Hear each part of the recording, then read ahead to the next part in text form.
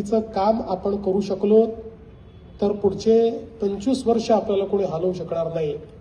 पण आपण या ठिकाणी जर या विश्वासाला पात्र होऊ शकलो नाही तर अशा प्रकारचा जो काही विजय असतो तो विजय लाटेसारखा निघून जातो।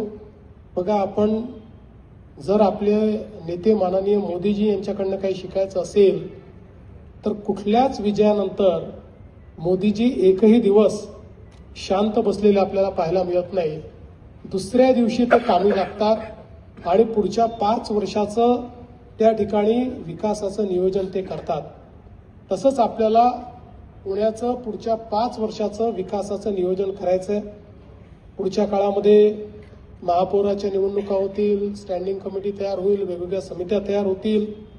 माझी आपल्या सर्वांना विनंती आहे की यामध्ये कोणाला संधी मिळेल, कोणाला कदाचित यावर्षी मिळेल, कोणाला पुढच्या वर्षी मिळेल, पण एक लक्षात ठेवा की पुण्याच्या जनतेने दिलेल्या मॅन्डेटपेक्षा ही संधी गौण आहे। त्यामुळे त्याच्याबद्दल राजी नाराजी, मला हेच मिळायला पाहिजे होतं, तेच मिळायला पाहिजे होतं, अशा पद्धतीचं जर आपण चर्चा या ठिकाणी झाली तर पुणेकर आपल्याला माफ करणार नाहीत। त्यामुळे जो काही पक्ष पुढे काही निर्णय करेल त्या निर्णयानुसार ज्यांना जबाबदारी मिळेल त्यांनाही मी अतिशय विनम्रपणे सांगतो, आपल्याला जो काही कारभार चालवायचा आहे तो पारदर्शी प्रामाणिकतेतून चालवायचा आहे।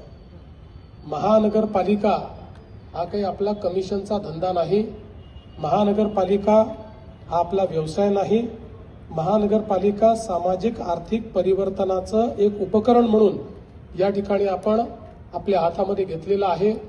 त्यामुळे तशाच पद्धतीचा व्यवहार हा महानगरपालिकेमध्ये सर्वांकडून अपेक्षित आहे। आज आनंदाचा दिवस असला तरी देखील आनंदाच्या दिवशी 2 कडवट शब्द देखील सांगितले तर बरे असतात। मी ते आजच सांगतो की कुठल्याही पद्धतीनं उन्माद, कुठल्याही पद्धतीनं हाय हँडेडनेस आणि कुठल्याही पद्धतीनं पारदर्शितेचा अभाव हा मी काही झालं तरी खपवून घेणार नाहीये।